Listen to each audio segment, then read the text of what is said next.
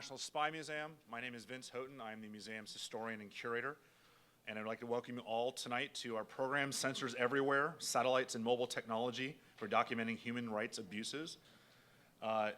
This is a really interesting topic, mainly because we tend to focus, and probably too much so, on intelligence agencies, on the three-letter agencies, the CIA, the NRO, and not realize that intelligence work is being done outside of this very narrow focus. And intelligence work is being done with non-governmental organizations, with governmental organizations outside of what we traditionally consider the intelligence community, and in fields that you wouldn't necessarily think about to be the focus of intelligence. We're not counting tanks here. We're not trying to figure out Russian intentions. We're thinking about things like human rights.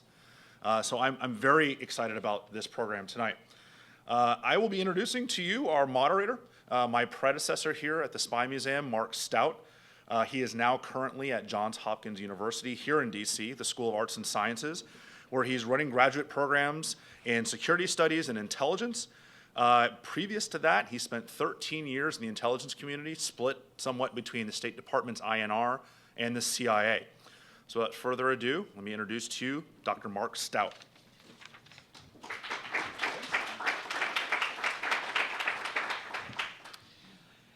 Thanks very much. Thanks everybody for coming. We're going to hear tonight about the application of two main technologies to human rights problems. The first is satellite imagery, and the second is digital photography, typically disseminated through the internet. Now, when I first entered the intelligence community in 1989, the fact that the United States government flew reconnaissance satellites had been formally acknowledged for, I don't know exactly, maybe 12 years or so at that point. But the images that those satellites produced were born at a classification above top secret. And the only other power in the world which really had anything like a comparable satellite imagery capability was the Soviet Union. In the mid-1990s, however, maybe mid to late 1990s, however, the United States government started licensing commercial companies to fly what they called high-resolution imagery satellites and to sell the product to pretty much anybody who wanted to buy it, including potentially you with your credit card. Now, this decision was made, somewhat reluctantly. It was somewhat forced on the U.S. government because the Soviet Union had broken up, of course, in 1991, and Russia, desperate for cash, had started selling imagery from its classified intelligence satellites, and the U.S. government didn't want to, leave that money sitting on the table, or, have money that perfectly well could have been going to U.S. companies, going to the Russian Defense Ministry instead. Now, the first of these satellites that was launched was a system called Ikonos, which was launched in 1989 and which could produce, under optimal circumstances, imagery with a resolution of 1 meter. And you could buy that with your credit card.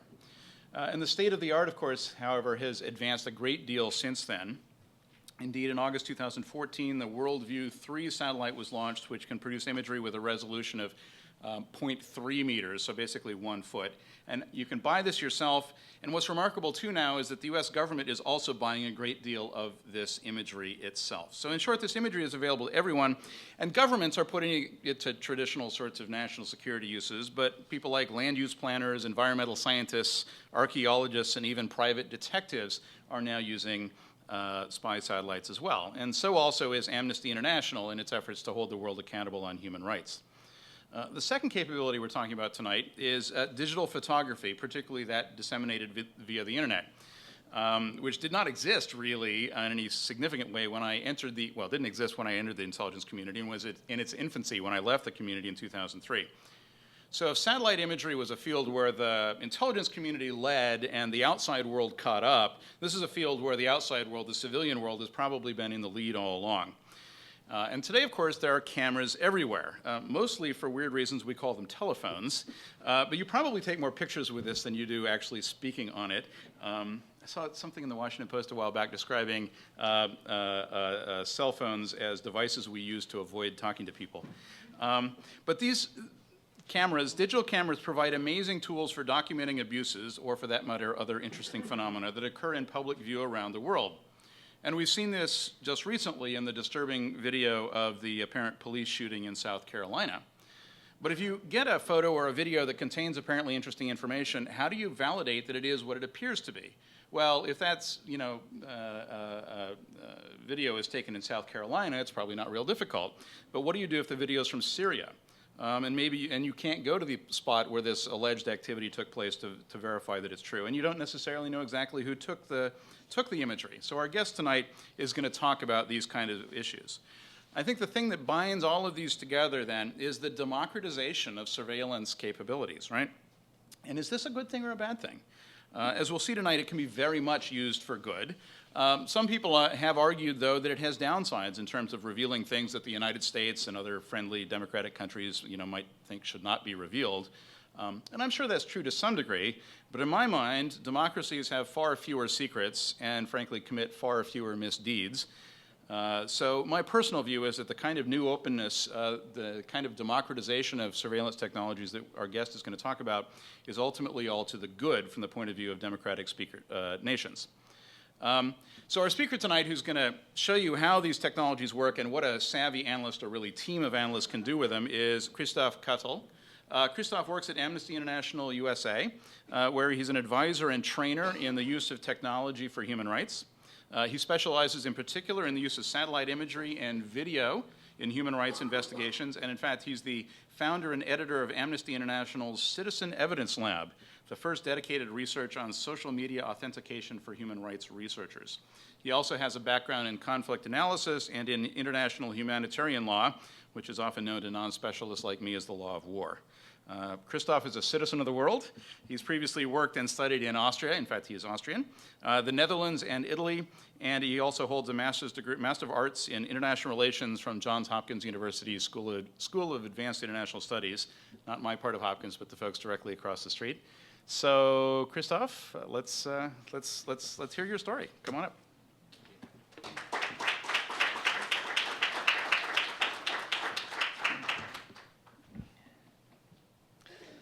Thanks a lot for the great introduction. I think Mark touched already on a lot of topics that I want to talk about a little bit tonight. As he was explaining, I work really in using these sort of technologies for good, but doing that sort of work, I'm very, very conscious, because there's a lot of potential for risk and doing harm as well, of course. So I'm touching on that as well a little bit. My background is I'm with Amnesty for 8 years now, so this is a little bit of a historical journey as well. So how that field has changed over the last 8 years, because I think it has changed dramatically, connected to what Mark was explaining, that suddenly you see cameras everywhere, not only in space. And what I'm going to do is talk about a couple of things, which is remote sensing, better known as satellite imagery. And the second piece is focused on social media and how social media is changing the way we do human rights investigations. So heavily focused on video, images, a little bit of audio as well. And then I want to show a case study that brings both these things together and close with a little outlook about this topic. So I mainly look at the last 8 years, but I have to start in 1960 to give you a little bit of background about Amnesty International, but this is also very important for the talk today. This is Peter Benenson. He's the founder of Amnesty International. And his story is that in 1960, he was sitting on the tube in London on his way to work. He's reading the newspaper, reading about people getting imprisoned all over the world. And the story that really caught his attention was about 2 Portuguese students who were imprisoned for the reason that they were, toasting to freedom and talking about freedom. And Portugal was under a very repressive regime at that time. So that was kind of the story how Amnesty was launched. And the sensor that he used, and that is the key aspect here, is a traditional medium, how we call it today. It's a newspaper. So the reason why he found out about that specific story is a journalist overheard that conversation following that story in Portugal and reporting it to the world. So he's, excuse me. So he's reading this story, launches what he calls an appeal for amnesty, talking about the forgotten prisoners all over the world. This is in 1961. He publishes this article in the Observer, and he talks about, there's an interesting quote, and I want to highlight 2 things. What he talks about is, number one, he quotes an American philosopher saying, if you really want to find out what's going on in society, you have to look at the prisons and who is in prison. So that's one important thing. And the other thing is, there's one challenge, is that governments do not always welcome inquiries, and they don't want to share information, and they are going to hide information. So the business that Amnesty International is in for over 50 years is, to some degree to circumvent that control that government or any other authority is imposing on information flows. And that has really changed dramatically over the last few years. And my research focus and my work is really focused on how does this look like in the 21st century? How can we take advantage of new technologies to circumvent that information control? And I think it's a very exciting time to look at that topic. Let me start with satellite imagery, and I want to bring in a second quote, and that is very relevant to also what Mark was saying. It's from the mid-1990s, and that quote comes from Romeo Dallaire, who was the UN force commander during the genocide in Rwanda in 1994. In his memoirs, he's writing about satellite imagery in one paragraph, so which I found really, really interesting, because what he's saying is, you know what, I went to Western governments to get satellite imagery to see where the people are going. People are being displaced, I want to help them, I need more intelligence and more information. He didn't get that information, and then he's saying, you know what, I went to the Russians and they were willing to give me that, but they wanted to sell it to me. It was too expensive. So there are two things is in the 90s, non-state actors such as Amnesty International, or in this case the UN, really were challenged to get access to satellite imagery, because it was still the traditional domain of governments, and it only started in the 1990s in the US, that commercialization of this satellite imagery market, and it was very, very expensive. So that was a huge challenge in the 1990s. That changed a little bit over the last 10, 15 years, so it definitely got cheaper. There are much more providers out there, so it's definitely easier to get the imagery, and more importantly, the resolution got really good. So at this point, we work mainly with 0.5 meter resolution, and last year a satellite was launched with 0.3 meter resolution. So that allows us to really show the sort of violations that we're interested in, which is very often connected to physical changes on the surface of the Earth, meaning destruction of infrastructure, the pollution of the environment, displacement of large amounts of people. So this is, I think, the last slide where I actually have a lot of text, and then I show a lot of visuals and examples. I'm showing a lot of examples, and I'm happy to go into more detail in the Q&A afterwards, or we can talk or chat a little bit more after the talk. So the way I've structured is I really want to look at what is actually the added value, what are the limitations and the risks with satellite imagery, but also with social media. So with remote sensing, so the biggest advantage for an organization such as Amnesty International or any other human rights watchdog is really that it allows us and it gives us access to restricted areas that we cannot go to. So our normal modus operandi is we try to send a field researcher into the field to interview survivors of abuses or witnesses of abuses, or maybe humanitarian workers who operate in that area. During conflict situations, that is sometimes not very safe, so we just cannot send someone there. In other situations, governments do not allow us to go there. So we do not secretly go into a country and investigate, but we inform the government, we get the appropriate visas, so we just don't go there without permission. So in a country like North Korea or also Syria, this is very challenging because we can't go there and do our field research, which is extremely important for us. Another added value is that with satellite imagery and remote sensing, we can do a very systematic and comprehensive assessment. So it moves away from our traditional model of interviewing a witness. Maybe if we do a big report, we might interview 100 people to build the cases. So it's individual stories, and we try to draw conclusions from that. Satellite imagery is a very extensive research process. We look at one city, and we can say in a specific time period, X amount of houses were demolished. So it's completely comprehensive, and it's also systematic. So very different than from doing individual interviews. And the strongest case that we build normally is if we bring these two things together. So I'm not saying that one approach is better than the other. If we combine these two approaches, this is when we have the most success. This is, I think, very important. And here's where I see a difference to spying. We are not doing this clandestine. If we use satellite imagery or any of our other work, we want to publish this, create public pressure, but we also publish our methodology. And we are very clear, and as Mark pointed out, we buy the satellite imagery, here's the date of the imagery, this is where it comes from. Everyone with a credit card can go and buy the exact same image, repeat the analysis, which is a very scientific process, and then we compare our results if there's any doubt about it. So I think that is a very important point to make, that we try to be extremely transparent about our work. I think this is very straightforward. We always look for really strong visuals, which is extremely important for an advocacy and grassroots group such as Amnesty, because we want to influence policymakers, but also the public to do something about a specific violation. And imagery creates a historical record, so we can go back in time and look for imagery if we investigate a specific attack that happened maybe 10 months ago. So that's very, very useful, and I'm going to show a few examples. There are some clear limitations. I would say so the level of detail is missing to some degree, so we can show destruction of infrastructure and displacement. It does not show us individual details about specific military units, about specific perpetrators, and so on. Sometimes, we tried this over the last few years several times. We tried to confirm the existence of mass graves. And sometimes what you see is a little dot on a satellite image. It's not very clear. We do not feel comfortable publishing that. And the level of detail is just missing. Or it might be, the quality of the imagery might also not be very good. It might be a little bit cloudy. It just is not detailed enough. The costs, I think, is still an issue, but it's less and less an issue. So we get specific grants to do that sort of work, which is helpful. I think this is still, so my main interest is to make this a standard tool of human rights investigation. So a lot of smaller NGOs, of course, still struggle with the cost issue. And we see a lot of positive developments in the humanitarian space in emergency response that imagery is donated. So I hope we see that more in the human rights space as well in the future. Availability, if the image wasn't taken at a specific point in time, let's say we need a before and after image of a specific attack. The before image is 10 years old. We can't really do the analysis. So that's, of course, a limitation. There are some risks associated with this. So I think the risks with using satellite imagery for human rights work are relatively low. And if I say relatively, I compare this to audiovisual content and social media content. You cannot identify specific individuals. So there's a different sort of risk assessment. We talked about this a little bit before. We're still very cautious, especially since our process really improved a lot when we started this work 8 years ago.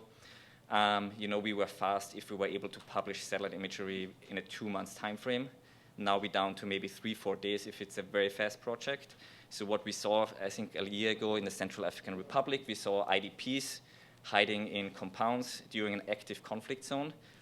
And we were publishing imagery. We did not publish that image because you provide, in the end, intelligence that parties to the conflict could use to do some harm. So we are very cautious about that, of course.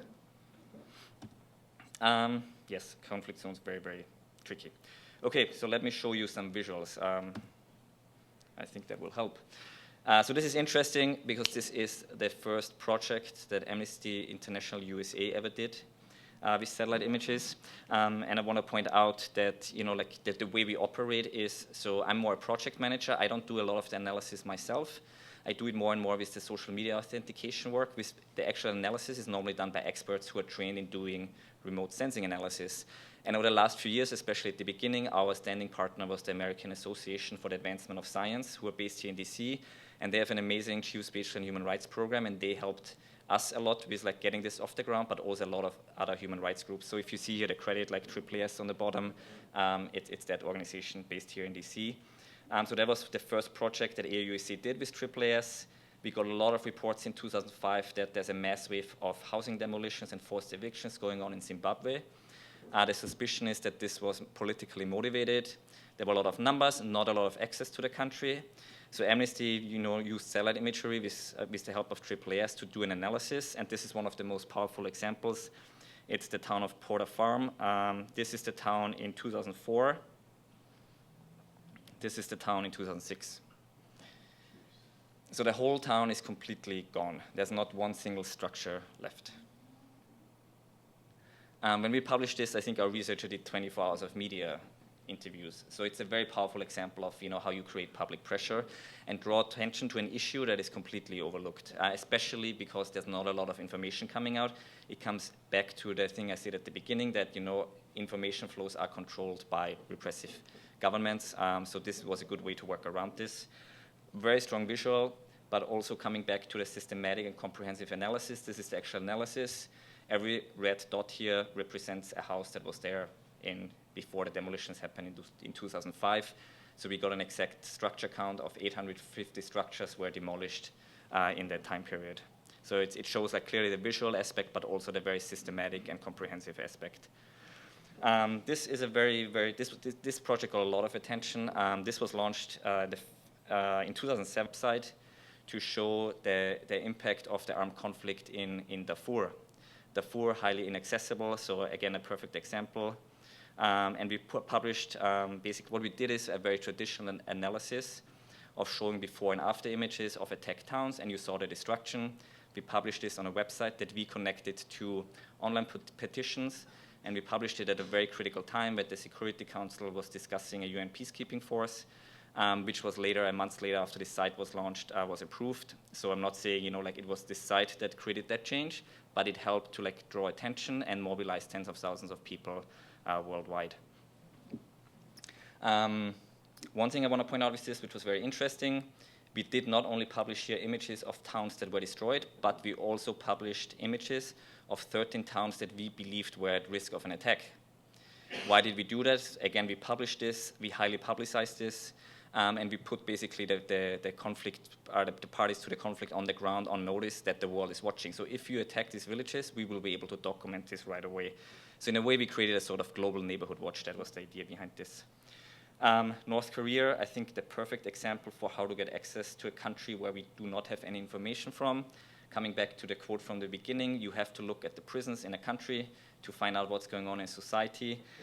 North Korea has a very big system or widespread system of these huge prison and labor camps. A few years ago, we believed, we're not really sure, but we believed there were like 6 of these big camps, including what is called Camp 16. And this is one image of Camp 16, which is approximately 3 times the size of Washington, D.C. So we're talking about huge camps here where people are sent to if they oppose the government in any form.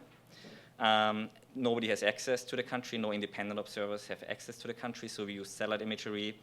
And the analysts at Digital Globe in this case told us exactly this is where the housing facilities are. This is where the administrative buildings are.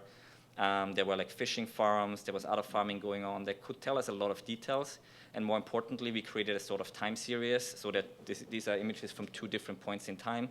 So they could also tell us, there's actually new housing under construction. So the camp, it might be expanding, there might be more prisoners, and that's very important because, of course, the North Korean government is denying that any of this exists. So they say this does not exist. And this is a very powerful example, to counter that argument. This helped a lot to create the Commission of Inquiry. This supported our advocacy work around that topic. And if you look at the Commission of Inquiry report on North Korea, you see these satellite images in the appendix. So it was a very successful project for us in terms of metrics that we had impact on a policy level. Of course, the situation on the ground has not changed, so we're not claiming that, of course. This is a very different topic, the impact of extractive industries. It's an example from the Niger Delta. There was a town called Bodo, or there's a town called Bodo in the Niger Delta. There was 2 big oil spills in late 2008.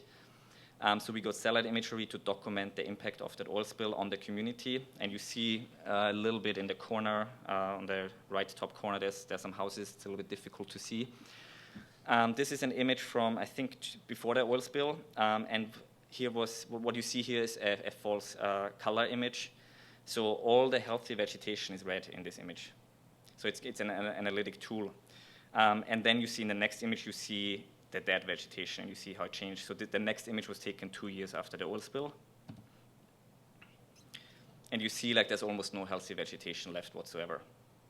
And I can show this again. So again, healthy vegetation is red. This is before the oil spill, and this is after the oil spill. So a huge impact on the community. Shell, who is operating that area, was originally offering the community, I think, $9,000 in compensation. It went to court. They went for a settlement, and in January of this year, so we got really good news that this was settled, and they paid $80 million in compensation. And the satellite imagery was very part of that work, of course. So there's, again, I'm not claiming that one image, makes a change. No technology can make any positive change. I believe it's only people. So there was a lot of advocacy effort involved by international groups such as Amnesty, but also local groups that we worked with. This is another interesting example. We did a project with a group called The Resolve in 2013. And they're based here in DC, very small group. They work exclusively on the atrocities committed by the Lord Resistance Army, led by Joseph Kony, who is pretty well known. And they had very good field research, but they had no capacity. I think that's a good example. They didn't have the resources and capacity and the knowledge to use satellite imagery. So we partnered with them, and we were able to identify a suspected LIA camp in an enclave called Kafir Kingi, which I think is part technically of South Sudan, but under the control of Sudan. And we were able to identify that LIA camp. And at the time we got the imagery, the camp was just burned down. So what we believe was what happened is they actually captured a month before a few LIA members. So everyone got worried. They probably got worried that they will find the camp. So they burned it down and moved on, which is kind of a regular practice. But what we saw in the satellite imagery is suddenly in the middle of nowhere, you see a little town coming up, a little farm next to a water source, obviously. So a very interesting project to track Joseph Kony, and we believe he was there. But of course, I cannot confirm that from a satellite image. And the next thing I want to show, if the slide moves forward, is just a recent example we had. And here, the point I want to make, of course, this is very important for us because we want to create public pressure. A project we did on Nigeria in January of this year. It became the biggest news story that Amnesty International ever had since we started recording media hits. And the reason was, again, there was no information coming out whatsoever from that region. It's a town called Baga in northeast Nigeria that was 50% destroyed by Boko Haram during an attack. It happened at the same time when the Paris terrorist attack happened, so there was no media coverage whatsoever. So a week later, we published this and made it on the front page of the New York Times together with the analysis that Human Rights Watch did, which did a similar analysis. So this was I think it's a good example to show of like how we operate and use this sort of information. I want to switch quickly to the second topic that I want to talk about and that I work a lot on, which is basically my work changed a lot around 2011, connected also to the outbreak of armed conflict in Syria. I was working a lot with satellite imagery, and the reason because we did not have a lot of information coming out of active conflict zones and other human rights hotspots. So that completely shifted and reversed over the last few years, because what we suddenly were confronted with was a huge amount of digital photography, images, but also videos that were flooding the internet that show potential violations and present potential evidence that we could use in our reports, but also a court could potentially use. So when the Syrian uprising started, before the conflict actually broke out, you have mass protests, you have violence against protesters, you have enforced disappearances, you have torture. None of that you can show in a satellite image that's commercially available, right? So we had to start looking at the social media content. So a very, very powerful, because the shift that, of course, is happening is that suddenly every one of us is becoming a sensor, right? And what's connected to that, suddenly everyone can share whatever they record on a cell phone with the world. Because the digital or the filming or photography is not new. I think a good example is 1991, the Rodney King incident, captured on a camera, right? The difference to today is, of course, that everything can be shared instantly with a global audience and digital social networks. So that's the new aspect, I think, that we have to think about. Very quickly, again, what is the added value of social media audiovisual content in our work? The level of detail is just incredible. We can identify individual perpetrators and units, which is very important. Sometimes we don't even see a specific human rights violation, but just the fact that a specific military commander unit is in a specific place at a certain time, that is important for accountability and to identify command responsibility. It helps, like normally, in a lot of cases, we don't get one video, but we might get 5 videos from the same incident, so it really helps us to triangulate it and pull out tons of detail of a specific incident. We have a lot of information, so there's no armed conflict anymore really in the world, almost no armed conflict or any protest that is not filmed. So that is a huge opportunity, I think, for human rights watchdogs. Then a huge limitation is the quantity, because we have no capacity at this point to process it in an efficient way. So think about Syria, where you probably have more minutes of conflict recorded than actual conflict happened. You have hundreds of thousands of videos. How do we deal with that? And there's a few efforts underway that I mentioned in the end, how to deal with this. But it is a huge challenge. Of course, is the content real? So we all have seen this over the last few years, like a news story is published, or there's this video, it goes viral, and then actually it turns out it's completely wrong. And I'm going to show some examples. Then one topic that a lot of people don't talk about is, we have to archive the content we look at. So if I do trainings on how to authenticate social media content, my first step in the analytics process is you have to save the content that you look at. I had this last week. I'm trying to preserve an important video from Ukraine, and while I'm doing that, it was removed. So it's either removed by the user or it's removed by the tech companies such as YouTube, because they have, of course, user policies in place. So if it's too graphic, if you see bullying in the video, if you see sexual violence, that is removed, and to some degree for a good reason, right? So that's a huge challenge. So we have to figure out, like, how do we preserve the content? And again, then it's me saving one video, but I'm dealing with 100,000 videos. How do I save 100,000 videos? I think there are ways to do that. I don't have that yet, but I think that's coming soon. I think we definitely have to be careful. Videos or images only show a snapshot, and we definitely have to look at the whole context. So we normally never publish a press release or report on one single video or one image. We really want to bring everything together. Risks are a little bit higher here, I think. So there's huge risks with the level of personal detail, and there's a risk to the survivors of an attack or of a specific violation, to the bystanders, but also to the perpetrators. So if we published something last year where you see the perpetrators, we blurred out their faces because they have a right to a fair trial, to a due process. We might put them at risk by publishing this. So we have to be very careful about this as well. And we have to be careful not to re-victimize survivors of an attack. Think about sexual violence or bullying. There was an interesting case on Russia last year, the bullying of a teenager who was homosexual. He was harassed because of his sexual orientation. A lot of media outlets published that video with good intentions, but they didn't blur out the face. So that can be very, very rough, of course, for that specific individual. Let me start here with like the huge opportunities and the impact that like social media, but also in general audiovisual material can have. So this is a real example, a real life example. It's a small report we published last August. We had a couple of videos from Nigeria related to March 14th, 2014, which was the day when Boko Haram had a big attack on the military barracks in Maiduguri. They freed a few hundred of suspected supporters. The response by the Nigerian army, security forces, and associated state militia was they went after the people and killed them. And a lot of that was captured on camera. So this was a video where you see a Nigerian soldier cutting the throat of a suspected Boko Haram supporter and dumping him in a grave. And they were filming that. So this is actually perpetrator footage. This circulated on social media. And we also then got the real file, the original file, which was very helpful in our investigation. As soon as we started looking at this video, I think 2 hours later, I got a different request from a different research team from Central African Republic, because a Central African Republic newspaper published the same video claiming it's from their country, right? So within a few hours, it showed up in 2 different countries, which was interesting. So we were able to authenticate this. And here I go to the level of detail. So this is just a highlight. What you see for a second in the video is you see a flak jacket. It says Borno State Operation Flush, which is the name of the official military operation in northeast Nigeria against Boko Haram.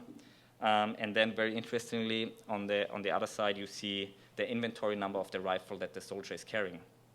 So that was extremely important because we checked then with military sources that told us that rifle was never reported stolen, because the expected response was that probably the authorities will claim this rifle was stolen and it's Boko Haram and they are faking this incident. So this was very, very helpful for our investigation to get this sort of level of detail as well.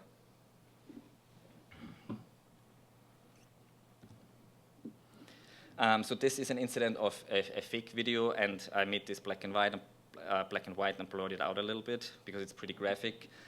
It's a video that I got and some colleagues from Witness, which is a video human rights group based in New York, and they're really a leader in this field of video and human rights. We got this from someone, and they said, we just got this video, this very graphic, horrendous video from South Sudan.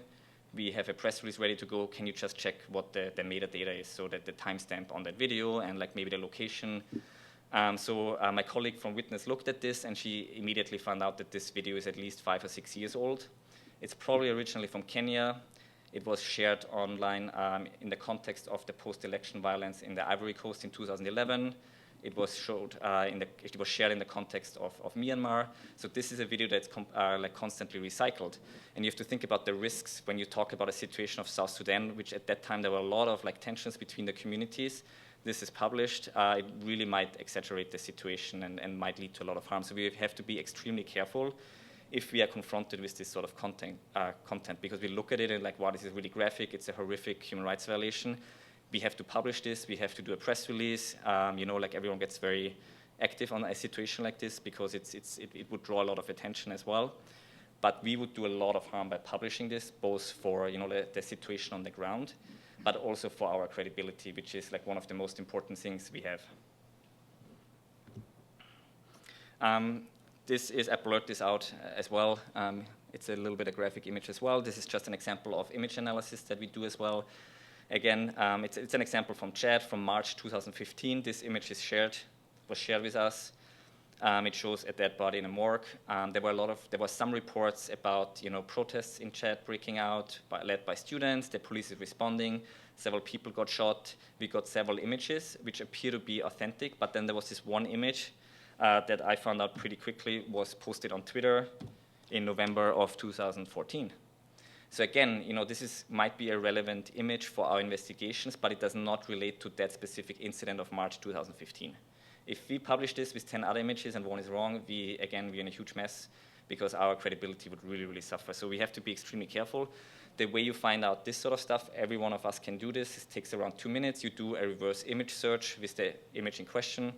So you can right-click on an image on the internet and you search the image with Google. So you don't search for a word, but you search for an image. So Google shows you every single website on the internet that has that same image. That takes around 2 minutes. If it's an image that was widely shared before, you can debunk this very, very fast. You can do this during armed conflict situations on Twitter. If you followed the Gaza-Israel conflict last summer and you were following all the images on Twitter, you do this, and every third image is from the previous conflict in 2009. Very short example, but it's from last week, so I thought I'd bring this in there. I do not work a lot with audio. So what I showed before, the content analysis sort of thing, looking at images and open source content, I do all of that myself normally. In some cases, I go to actual forensic experts. And this was a good case. In this case, I went to the National Center for Media Forensics at the University of Denver. There was an audio recording, a journalist from the Kiev Post. He interviewed a rebel leader in Ukraine, and he recorded the interview, and the rebel leader was saying, I shot 15 prisoners of war by myself a few weeks ago, and then he hung up. So it was a very short recording. If that is true, it's a war crime. So we checked that audio file, and the experts were able to tell us this is an authentic recording, meaning nobody has messed with that specific file. Nobody has edited it in any way. It was not cut or anything else. Very important for us because then we were able to issue a statement to generally raise the issue of war crimes in Ukraine, especially by rebel forces. The big question we had, and here's actually, so this is online, it's not a video, but they put the audio recording up on YouTube with a transcript, and this is the rebel commander. The big question everyone had, is it really that person? And with digital forensic, we were not able to say it was this person because the recording was very short, it was on the phone, so the quality was not that good. We had a lot of comparison audio from YouTube because he makes a lot of statements. We were not able to say from a digital forensic perspective that this is the person. So we have to go again, talk to the journalists, talk to witnesses and so on. And in our press release, we were extremely careful and said, the alleged perpetrator to not jump to any conclusions. So there are a lot of limitations still. So I cannot go into the detail how to do a lot of the open source verification, but there are great resources out there that I want to point out, and I'm happy to go into more detail later. I'm doing a lot of trainings on these issues, and it normally lasts between 2 hours and a day, so it's difficult to do it in a short period of time. But 2 resources that I want to point out, and for full transparency, I was involved in both of them, so I'm not objective here. So the first thing is the Citizen Evidence Lab that we published last summer, which is really dedicated for human rights researchers to help with reviewing social media content. It has case studies, it talks about a few tools, and most importantly, it has like a step-by-step guide how to review a YouTube video. So it walks you through the process of reviewing a YouTube video and check if it appears to be new, if it appears to be authentic. And with a little bit of practice, I think it's very easy to learn these sort of skills. And And kind of the strategy here is, of course, to build capacity and teach more investigators and journalists how to do this sort of work. The second resource I want to point out is the verification handbook, the best resource to start if you are interested in this topic, published by the European Journalism Center. And I published the second edition for investigative journalists this week, actually, I think on Wednesday. So that is a fantastic resource to check out if you're interested in doing this more. And the second strategy is really we could provide better technical solutions to the actual witness. And this is an example from the organization Witness. They developed an app, a mobile app for smartphones. That's called InformaCam. That's open source, so some people have adapted this and changed it. What that does, you film or record a video. It collects all sort of metadata, not only the timestamp and the location, but also what cell phone tower are you connected to, what what Wi-Fi network you're connected to, the sea level, and so on.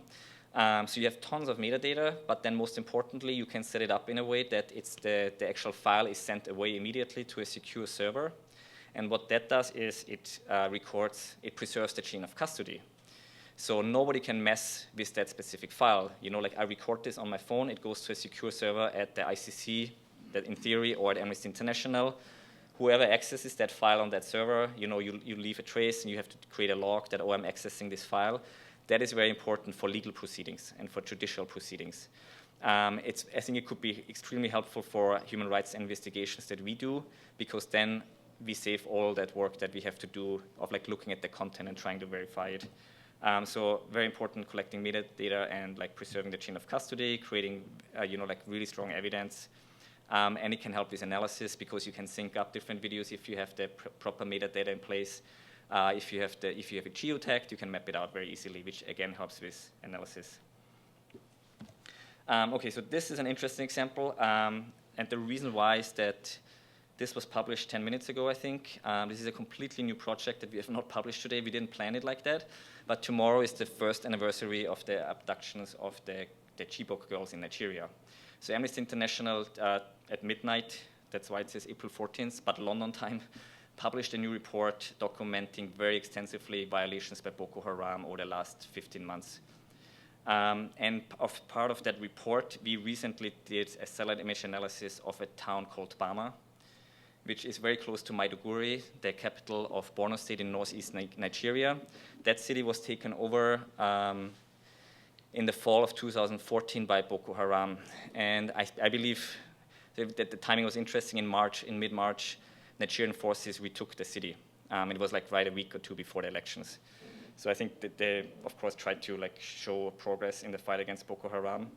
While the Boko Haram was retreating, though, they basically burned down 70% of the city. So having done 8 years of work in this space, I barely have seen something like that, where such a big city, which has around 150 to 20,000 people, was 70% damaged or destroyed. And the analysts counted around 5,900 structures that were damaged. What you see here in this image is the town, and all the yellow dots are damaged or destroyed buildings. So it's a pretty devastating image and result. We haven't shown this before, and you might see a little bit of this in the media tomorrow, potentially as well. And I want to look a little bit closer at this since it's brand new. What we saw, so number one, they burnt down mainly houses where civilians lived, that burnt down the market. This is the hospital. So the yellow dots here show kind of the compound of the hospital, and in the middle here is the actual hospital building.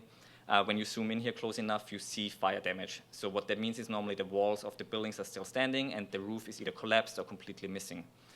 And you also see here is, again, healthy vegetation is red. You see a little bit of dark trees here. So that means the trees were damaged by fire.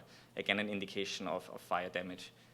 They also burnt down the school and the administrative building in the city. So a really, really devastating attack. That I don't know if anyone has read anything about this, so I haven't seen anything in the media about this. What we noticed is we had really troubles to access witnesses, which we believe, again, I think the authorities were very strict because it was right before the election, so they didn't want that too much gets out in this scenario. What happened is that east of the town, we saw what we believe are people who were just camping out in the middle of nowhere under trees because they had nowhere to go. And we actually interviewed somebody who had to camp out several days under a tree. So the yellow circles that you see here, we believe are civilians that are stranded.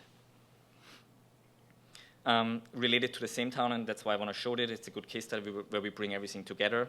So the report that we published is based on more than 200 interviews, but then we have the satellite images, and then we also had tons of videos. And I specifically picked Nigeria because it's not talked a lot about. I think a lot of people talk about the Syrian context in this regard. So the same town, fall of 2014, Boko Haram takes over the town. We got this video. What they did when Boko Haram entered the town, they detained all the male population and also some women. A few days later, they took several men to a bridge in Bama, shot them in the head and dumped them in the river. So that video came to me, and so we had a suspicion this is from the fall of 2014. It's sent to us via WhatsApp, so all the metadata is messed up. So it's very difficult to look at the actual metadata, because if you upload content to social media, it alters the metadata, so we cannot look at the timestamp and so on. So a big challenge. So I started with content analysis. And this was an easy example because it's at a bridge, which is a very significant landmark, and that's something you see in a satellite image. So I just went to Google Earth, a free tool, and this is the bridge in Bama.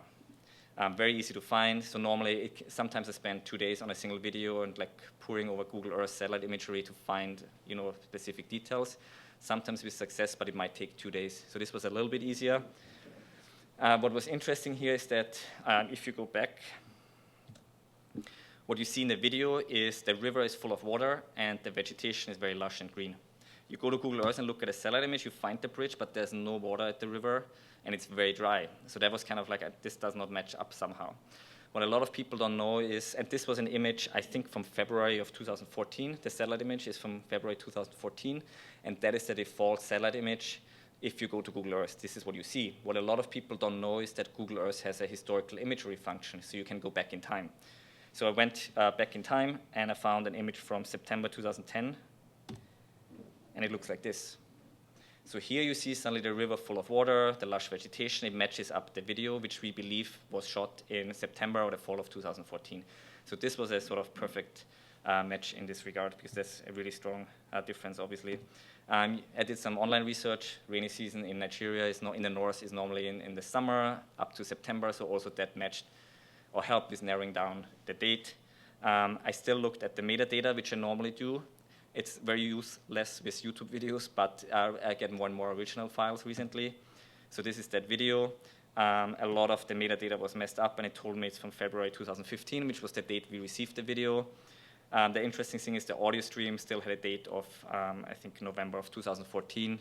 So there was an indication it might be from the fall of 2014. It was not very strong in this case, and I would never trust this. So we had eyewitness testimony and other information that helped us build that case. And I want to close with a little outlook. What I see is very interesting and which will impact our work. And I try to show couple of very quick videos, if the technology works. The first is satellite video, which is something very interesting that I'm looking forward to try out. So there's a new company called Skybox, which was recently bought by Google, and they do video from space at pretty high resolution. So here's an example from the Beijing airport. Let me show this to you. Let's see. And this was put together by Mapbox, who put this up on a platform such as Google Earth. So you don't see static satellite imagery, but what you see is a plane here. And it reminded me a lot of Hollywood blockbusters, right? The important thing is to point out this is commercially available. So we can access this as human rights groups. So here you see the traffic. And then there's another plane landing. The limitation, so we were not able to test this yet. A big limitation here is, at this point, you can get 30 seconds of video. So think about, in my position, when do I know there will be a 30-second human rights violation that I can capture on video and get the satellite there in point? So it doesn't work that simple. But so you have to think a little bit broader and be creative. Coming back to North Korea, the most recent claims, so a few months ago, which I think is to some degree an impact of our work, is a North Korean government official for the first time acknowledged that, yeah, we have these labor camps. So they made an indication, actually, some of these camps exist, but we are closing them now. So that's the big claim, that they're shut down, there's nobody there anymore, right? So with a 30-second video clip, it doesn't really matter what you see. If you see a checkpoint and people driving around, you see people out in the open working, that is enough for us to raise questions. We cannot draw any conclusions, but we can say, this camp is not closed, we need access, and there should be an independent investigation, which is the first step in our work. So this can be very, very powerful, and I'm dying to try it out. And the second thing, of course, are unmanned drones, where you can collect, like very detailed video. I think this will be coming very soon. You see that already a lot, of course, in the private space, in the commercial space. We cannot avoid that as human rights investigators. You see that popping up from protests. And as I saw recently one example from a conflict zone, so I wanted to show this. This is the aftermath of the Gaza conflict last year, and a video that was posted on the BBC website, where somebody was flying once the conflict ended, over the impacted area. And I think it's very apparent that the visual is just incredible, like how much devastation and destruction happened there. It's not really a comprehensive overview, so it's again a snapshot, so I don't think you can use it really for the detailed analysis you want to do. But again, I think the visuals themselves are very, very devastating, and I think help a lot to raise awareness about a specific issue. Also, what might help from a satellite image, which you get you see something from the top, so you see the top of buildings. In most cases, so you might not see damage that's on the side of the building, so this will help with this, of course.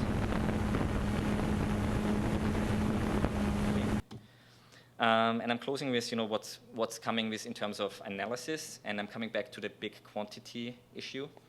So this is also pretty new. I was in Pittsburgh last week, meeting with people from the Carnegie Mellon University, very, very smart people. It's really scary. Really incredible computer scientists. And they showed me something that we were working on for a while together with other groups, and they were nice enough to let me show this screenshot. So the way we want to move forward to deal with 500,000 videos is a combination of artificial intelligence and computers, and a big crowd of humans. So what you see here is we had a sample of 500 videos from Syria. You upload that to the computer, let it run through the system, and then you can ask questions. And the question here was, show me only videos that have an explosion in it. And here's the result. So there's no human involvement here. The computer tells me these are all the videos that have explosions in it. So then you can go through and filter out false positives, so false hits, and correct ones, and you can teach the computer to do it better the next time. So I think that is very promising that we don't really have commercially available yet. Could be very helpful, because then you have 500,000 videos and you narrow it down, let's say, to 10,000 videos. And then you bring in 20,000 people, activists, Amnesty International activists. 2 people look at one video, and then they can do the detailed analysis that I was showing before. So I think that is the second aspect of where we want to go to.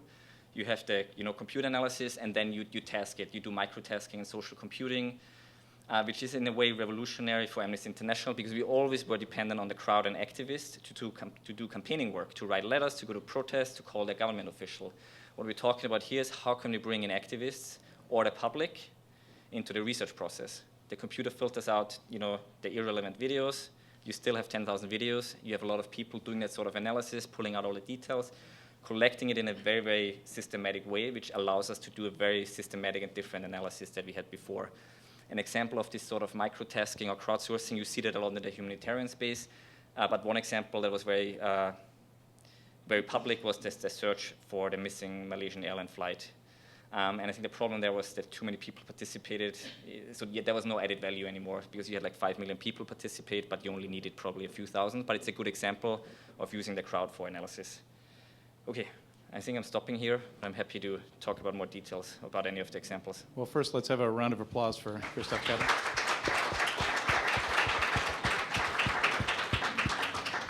Koettl. We have time for questions. I'm going to maybe assert my prerogative and ask the first one, and then I'm sure there'll be others. So in the intelligence community, they talk about how imagery satellites basically are looking through the Earth, which is big, through a soda straw, which is a very small aperture. And so a lot of work goes into figuring out, what we're going to look at, and what we're going to get images of, and what we're going to analyze. Can you talk a little bit about how you at Amnesty decide, both in the broad sense of all of the unfortunately excessive numbers of horrible things going on, which you're going to focus on, and then more in the micro sense, when do we want to acquire image of, that place versus maybe a place 2 kilometers over? Sort of what goes into that process? Sure. So, how Amnesty works, I'm lucky. I'm only based in DC, and I'm sitting in my office and doing all this work from my Washington, DC office, but our headquarters in London, that's where the researchers sit, and they go on a regular basis, number one, into the country. They also monitor, media and local media. They monitor maybe social media and local outputs, and they have, most importantly, they have a very strong network of local contacts. So normally, the way we look at specific situations is on the one hand, if the researchers really flag it for us, so they hear something from their contact, they hear something or see something in the local media, we want to take a closer look. So what we don't do at this point, and we thought about it a lot, we don't really do monitoring, we don't monitor the world, and then we see something, but it's more the other way around, we hear something's happening, let's take a look. What happens though is after working with analysts for a few years who have access to some of this imagery, it also goes a little bit the other way around recently, that they tell us, you know what, I know you're monitoring Nigeria, I just saw something in this image. Is that of interest to you? Or you know what, we have imagery from Yemen, and what I see by reviewing the imagery we get in, I see a lot of displaced people. That might be of interest to you. You want to take a look. So it moves a little bit towards, I think, monitoring. I think it would be really cost prohibitive at this point to just review all satellite imagery for an NGO, because you could buy that, right, from commercial providers. You could provide access to all the imagery that comes in. It's just very, very expensive, so we're not there yet. And I think what I want to point out is we normally try not to publish just satellite images. So if we have already information, it's much easier for us to really create some strong output to also add satellite imagery to the equation. Who else has questions? There must be questions here. Okay, if you'll wait for the microphone, gentleman in the front. So you gave the example of cities in Africa at risk and the idea of a neighborhood watch. When you put governments on notice, do you get a favorable effect? I'm sorry? Do you get a favorable effect? Do they respond? Do governments paying attention to what you're doing? Yeah, pay attention. Yes. Let me maybe start again with North Korea, which is always a good example. So I think, so the way I approach this question, and I've gotten this a lot, I normally don't look we publish an image and then the conflict stops. So it's not, of course, it's not that easy, right? So we try to, what are our metrics?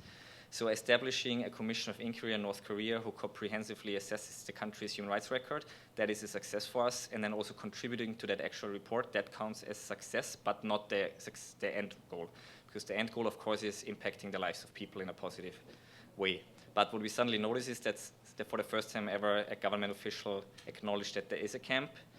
And there was some indication, I read that in one source, so I'm not trusting it completely, there were some indications we want to move the people at night, or very secretly, so then satellites can see it, sort of thing. So there's some indications that they might be aware of that. With Darfur specifically, we did a little bit of studies on the impact of our protective sites, and it appears to be that there were a lot of attacks around these sites, but not on our sites. So there is a little bit of indication that it had definitely some impact on these 12 specific towns, which of course taken in the context of Darfur might not mean a lot, but that's our general approach. In this case, it was not an individual at risk that we tried to protect or get out of prison, but a town at risk, right? So I believe we have a little bit of impact, definitely. I think what it comes down to is so the strategy of, either perpetrators or maybe governments, who might be in some way implicated, the first strategy is denial. This did not happen. Satellite imagery allows us in a lot of cases to say, wait a second, look at this. We don't know everything that happened, but something big happened in this town in Nigeria because 5,900 structures were burned down, and it's not a natural cause. So I think that's the impact we have. Other questions? Yeah, right here, if you'll wait for the microphone.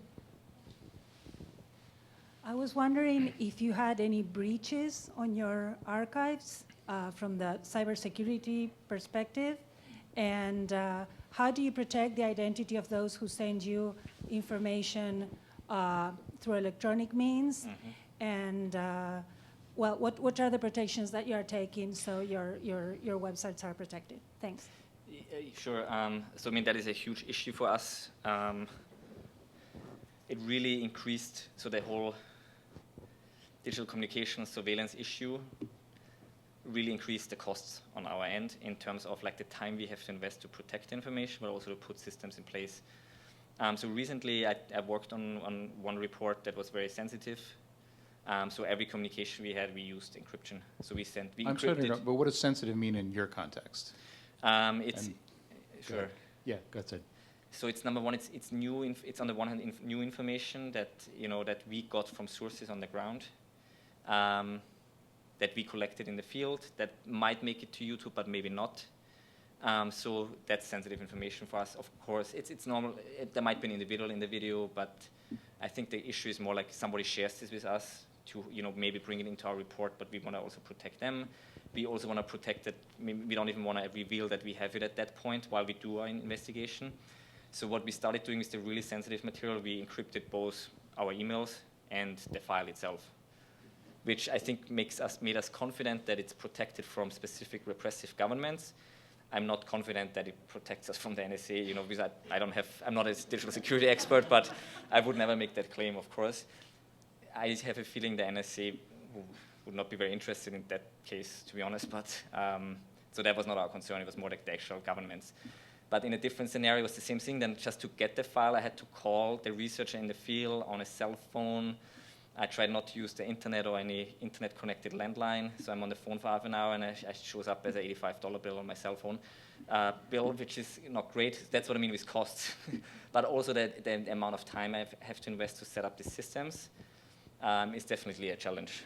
So it definitely changes our modus operandi, but we always think about risks, both risks and ethics of working with that sort of material. Other questions? Yeah, over here, if you'll. So you're talking about all these different satellite images, and you talked about, sometimes availability versus non-availability. Do you guys have any ability to task these companies at this point? Mm-hmm. And, I'm guessing that might raise costs, but I was just curious if this was just, we're going to record what we want, and if you like it, great, or if you can direct them in any way. Yeah, that's a great question that we discussed before, and I get a lot. So we mainly work with archived imagery, but in the past we did a little bit of tasking, I think around the Darfur project, because there was just no imagery available. We tried it in another context, I think in Nigeria, which was a very frustrating result because it took then 2 or 3 months until we got the imagery because we're such a small customer. It was also in a region, that was not very interesting for a lot of other people, so it was very difficult to get the satellite there. So we get it 2 or 3 months later, it was completely cloudy. I mean, we never got the image because they told us it's 100% cloud, which is very common. So then you don't have to pay for it, but then it will take another 2 or 3 months, so we called it off. But you're totally right that the cost increases a lot with tasking, so it's not very feasible, I think, for us. Yeah, so it's more and more difficult. I think it's, again, with people who have access to the constant stream of satellite imagery, such as certain analysts. They might be able to, number one, flag things for us, like, oh, I'm seeing something coming here, or we have a new project in a specific hotspot where there's already a lot of imaging happening anyway. They might get an additional image for us at no additional cost. So that happens too, which is great. But yeah, it's definitely a cost issue. Right there. Good evening, and thank you. Quick question. When it comes to verification of a video or an image, do you get any assistance from government organizations, perhaps the intelligence community, if it's in their interest? The short answer is no. I mean, I don't have the contacts, to be honest. I wouldn't know who to ask. And it would probably, I would assume it would be challenging, I think, to reach. I'm not sure how much they would be able to share. So the only way. So yeah, the short answer is no. I've never done that, and I wouldn't know who to ask specifically. In terms of satellite imagery, I mean, that's a little bit related. The State Department is more and more helpful with that sort of work, and they provide, free imagery to both humanitarian groups and human rights groups through the Humanitarian Information Unit. So that is really going in a great direction. So we can go to them and ask them if they have something, and they would be able to share that. So we do some collaboration with the State Department on satellite imagery, but we haven't done anything around the verification work. In the back there. Along that line, just a quick question for you. Do you have any interaction with the Atrocity Prevention Board? I did not have recently. When they launched, I was, a little bit involved, but I'm also not an advocacy staffer, so I know that my colleagues have some contacts with them, of course. Amnesty definitely has contact with them. The one group that I worked a little bit in the past on a regular basis is the former War Crimes Office, Stephen Rapp's office, which is, I think, now called Global Justice office. So they have like regular roundtables, where we come together, we share information. So yeah, we have a little bit of contact. I think I'm very interested to share a lot of the Nigeria work that we just published, and we're going to publish more soon with the State Department, because I think Nigeria is a really interesting case for the US government. So what we just published is Boko Haram violations. So at some point we will publish the same report on Nigerian forces, right? And then it gets interesting, like what sort of assistance the US is providing, or a country like the United Kingdom. If this happens in a very systematic and widespread way, which it looks more and more, it raises the question of US government assistance in terms of finances or weaponry, right, to the Nigerian government. So I think we definitely want to talk in the future more and more with them. Did I see yeah, right here in the front row, if you'll wait for the mic. Thank you. Another technical question. So do you know if there is technical capability to move satellites around? So for example, something is going on in Crimea, and so you want to move the satellite, the dedicated satellite, to that area? That's one. And second, is there a capability from the other side? So Russia, for example, knows that there is satellite watching it, so can it destroy that specific satellite? So the first question, yes. That the satellite has a specific orbit, but you can task them to look at a specific area. If the satellite is a little bit further away from your area you're interested in, you get a different image that's more from the side, which is not always good for analysis. It can be great because you start seeing the side of buildings, which might tell you something. But you definitely, that's the tasking we talked before. You can move the satellite around to look at a specific region, and shooting down satellites, that's at this point not an issue. And maybe somebody else knows more about this. Please knock on wood for us there. Yeah. Other questions? Anybody? Okay, yeah, gentleman on the aisle here. Hi, I'll go ahead and ask two questions. One, where do you find or how do you train talented imagery analysts to make these analyses? And the second question, completely different. If you were to come back 5 years from today and talk about the same topic, what improvements do you hope you would be able to talk about? Okay. So the first question, so we try to work with different groups or individuals, and as I was pointing out at the beginning a little bit, we really like this sort of analysis that I showed. So not Google Earth, we really want to work with trained analysts, because you can make, I think, a lot of mistakes in this sort of field. You really need experience. You have to go to school for a few years, but you also need experience, I think. So we studied out, which was fantastic, with AAAS, because they did this pro bono for us. They have a dedicated program. They work with human rights group to do this sort of work. They have limited capacity, of course, as well, but that's how we started out. And they had an incredible impact, I think, in the human rights community, because they didn't only work with Amnesty, but also with other groups such as Human Rights Watch and, like Bama groups and so on.